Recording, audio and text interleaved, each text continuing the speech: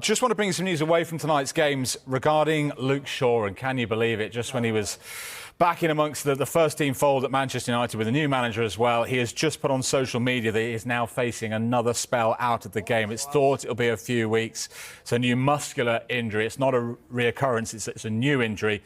This is what he has said on social media. Hi guys, it's hurting a lot having to write this, as I really thought I got through my recent struggles and was on a positive path going forward, but unfortunately I've had a small setback. I've been through a lot and had a lot of ups and downs. This has definitely been my toughest period. I'm absolutely devastated. It's extremely tough to come to terms with reality at this moment in time. There are going to be people frustrated, angry, disappointed. I understand all that. There is no one feeling that more than me at this moment in time, but what I can promise is I'll do everything I can to come back better soon to help this club achieve its ambition this season. Thank you to everyone for their support. It doesn't go unnoticed. Luke Shaw there explaining he's going to be out for a period of time with a new muscular injury. Say about the job Mikel Arteta's done at Arsenal.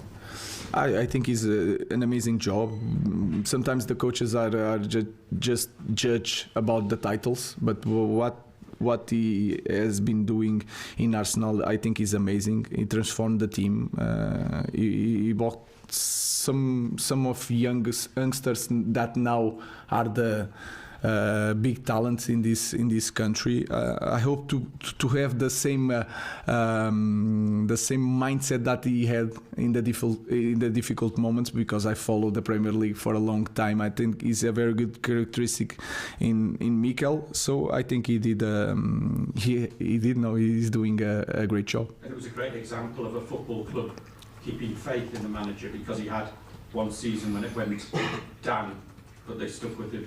Yeah, that is also always important for a coach to have that confidence, but we have to acknowledge that Manchester United is a little bit different. All the attention that you guys putting here all the time, so I know that that sometimes is not possible to have all that time. So we will try to manage that and try to do things a little bit more fast, knowing that. Here is a massive attention and massive judgment every day. Hi Ruben, I know it's still a month away, but you're bound to have had discussions. Do you expect or do you want to do anything in the January transfer window in terms of bringing players in possibly? No, we didn't think about that because we have so much games, but it's something when the window opens we can do something. I don't know, I have to talk with Dan about that, with the board, but in this moment the focus is try to win some games and to put this team in a better position in all competitions. So we'll have time to do that, but we'll see what happens in January. Hi. Ahmad's got 1 year left on his contract. It's up in the summer, and we've got an extension option. Would you get involved in something like that, and what do you think of Ahmad's long-term future? I think he wants to stay, and we want him to stay, so that is clear, and we will find a solution. And his role has been wing-back so far. We've seen him as a number 10. Do you think he can play in different positions? Yes. I think he's one of the great advantages of Ahmad. He's very good, for me, he's very good playing in that position, but also playing between the lines, because he has a good control and he seems faster with the ball than without the ball. So it's something that he has, and he is capable of playing in both positions. And he can play in different systems. So in the future we will play in the different system maybe. So it's that kind of player that we need in the team. Dave, you've been here 3 weeks today. How would you assess the progress made in those 3 weeks? Has it surprised you? Are you where you thought you'd be? How would you gauge it in terms of where you and your team, your coaching staff are, and the players are? Are you where you want to be? We don't have much time. I'm pleased not.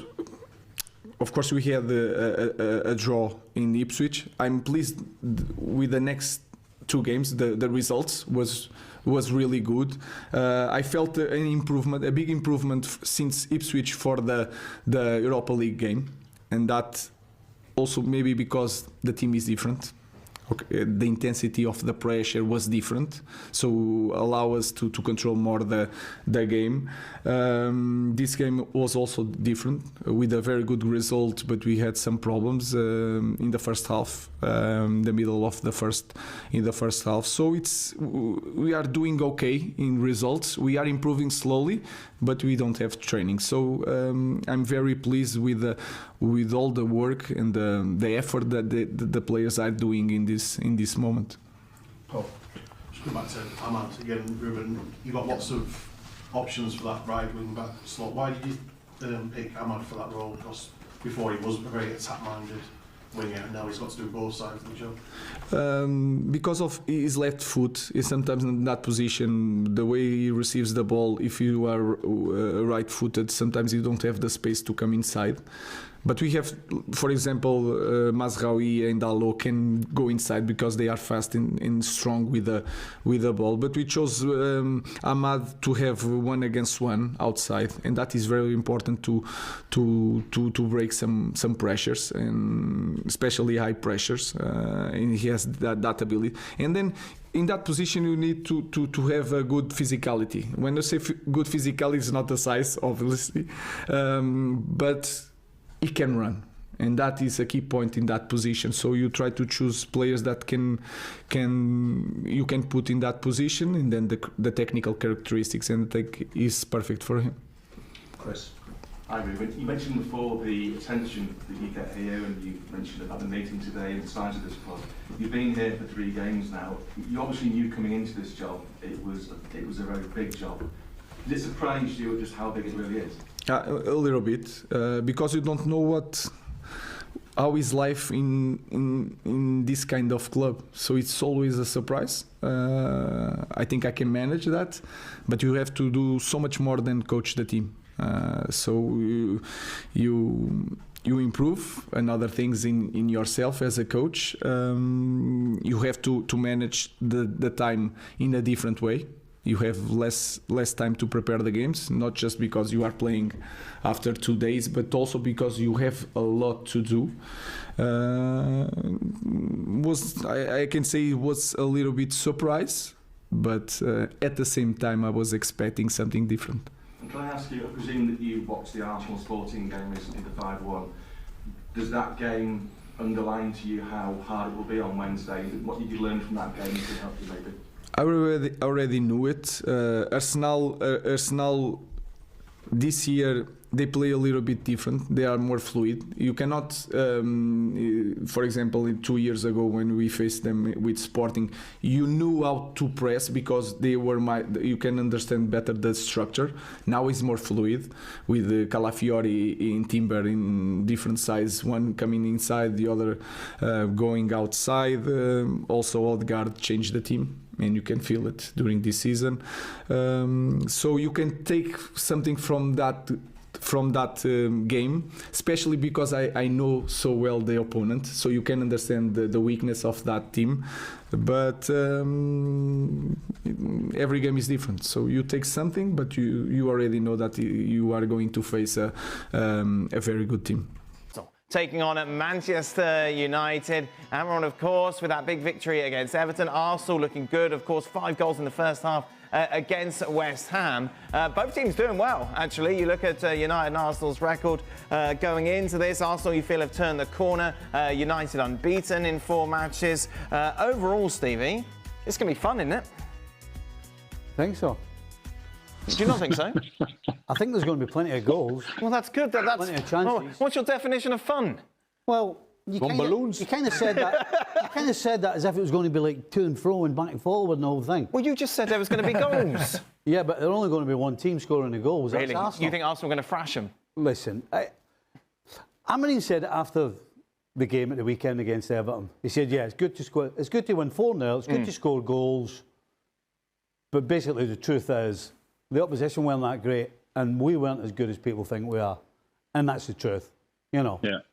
If Everton had been, well, if they'd not been Everton, we could have been looking at a different scoreline, because the way that United play is so open, and you really want to go against Arsenal and be that open. So that's what makes me think this is going to be This is going to be at least 3-0 for Arsenal. Wow. If Man United set out and try and play open attacking football the way they've tried to, which has been good on the eye, you know, under Ten Hag it was boring, let's be honest. But if you try and do that against this Arsenal team right now, with Odegaard back, this is a different ballgame with Odegaard in this team.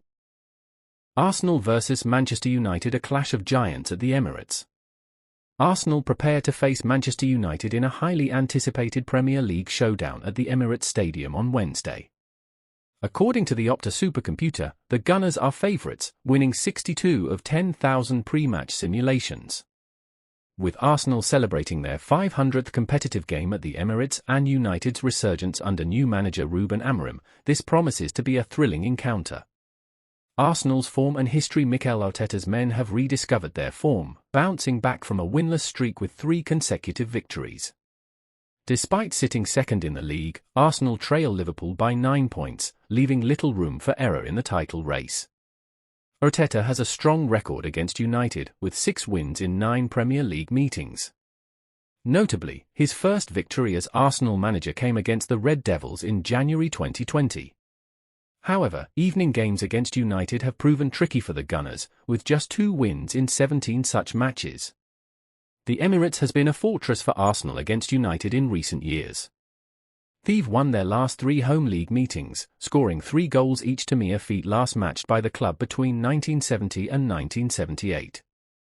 Manchester United's revival under Amorim. Ruben Amorim has had an impressive start as United manager, overseeing 2 wins and a draw in his first 3 games.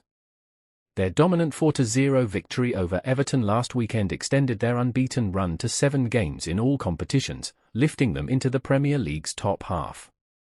United's midweek matches have been goal-fests, producing 38 goals in their last 7 games on Tuesday, Wednesday or Thursday.